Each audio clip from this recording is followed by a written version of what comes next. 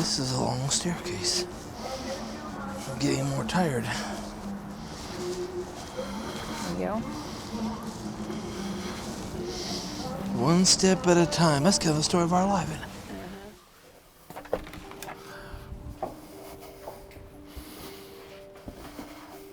Some of this stuff, believe it or not, is difficult to do. Just putting a nut on a bolt is not easy at all. Oh yeah.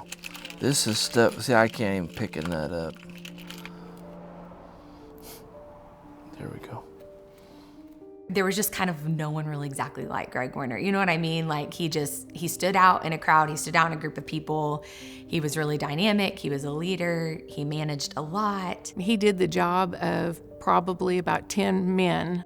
We would tell him something or try to explain something. He'd be like, short version. Like he was just like, there's a million things to do today. Let's get it done. My dad and I were just really close. He was my hero. Going down to the lake, being able to spend time together, jumping off mountains and skiing and tubing and just really fun times. The first time we rappelled Justin was 4 years old, and I went off of an 80-foot cliff, and Kim just about had a heart attack. Might sound a little strange, but one of my greatest fears was that something would happen to Greg and Justin because I depended so much on them, and they were together so much. The day of the accident, I don't remember anything. They think that he was catapulted 70 feet in front of the vehicle. The top had been crushed down to the headrest.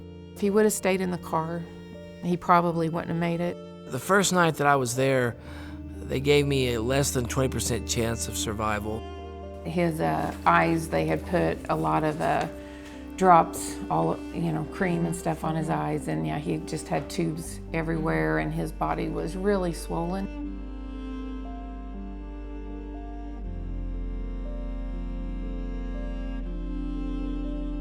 As time began to go on, it began more of a struggle of, okay, this pain is kind of lasting. I remember thinking like, other people are moving on, but my dad is still recovering. And I'm still begging God that his pain goes away so that he doesn't have to endure 8 out of 10 level pain on a day-to-day basis. I got boils that began to come up on my shoulders. With everything that I'd gone through, I just remember telling Kim, what else do I have to go through? I really wanted to just die. I had always heard about Job and the boils that he had and the sorrow that he was going through, and though my struggles were really probably nothing compared to Job's, I could identify with where he was at. Jesus told his disciples, I'm telling you all these things to encourage you, because in this world you're going to face trials and tribulations, but be of good cheer. I've overcome the world. I think I began to understand really firsthand what that meant for maybe the first time in my life. I told God, I love you and I want to be a part of your plan, and I will follow that plan, but I'm going to have some help to deal with this pain. And he's met me there. Oh, man. I am getting tired. Knowing that I'm going to have it every day, it's not ever going to go away. That can be overwhelming at times. He still loves life, but life comes at a greater cost. My dad could sit around all day if he wanted to and have a lot of reason to complain and not want to get up and not want to move because it hurts and it's hard. But instead, he's just decided he's going to move on with life the best that he can. My dad, did rely on the Lord in so many unique ways before the wreck, but now it's like he's learning how to rely on the Lord in a whole new way. And he has to rely on the Lord more now for his patience and for his comfort. I've heard him quote the verse a lot, to live is Christ and to die is gain. And he recognizes that God didn't take his life and God has a purpose for his life. And so that purpose, really whether he likes it or not, is being fulfilled through his pain, and despite it, he's able to trust God despite the pain. One of the greatest joys of my life was singing, and our family sang all the time. They had to go in and laser remove scar tissue and bone growth in my throat area from the trach. He misses singing. I miss it a lot. I mean, that was a big loss. But I don't have to A have it. big loss. But I find other ways to worship Him.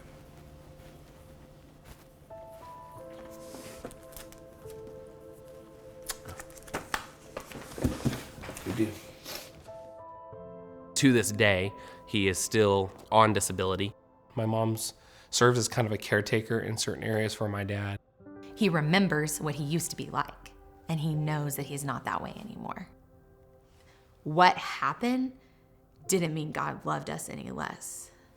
My family, me.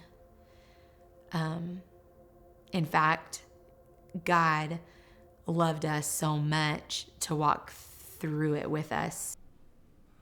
He's come to be to me a rock that I never understood before, a shelter that I can run to and be safe. His grace has been my anchor. It's enough. I remember having just the sweetest time in prayer with my wife, Kim, just thanking God for the accident. That sounds crazy. I know you're laying with broken bones and 23 surgeries and 111 days in the hospital, and you're giving thanks to God for what He's done. That's a gift that comes supernaturally. Through suffering, we can identify with who Jesus is in a much better way. And I've suffered, not anything like Jesus suffered, but yet I've suffered.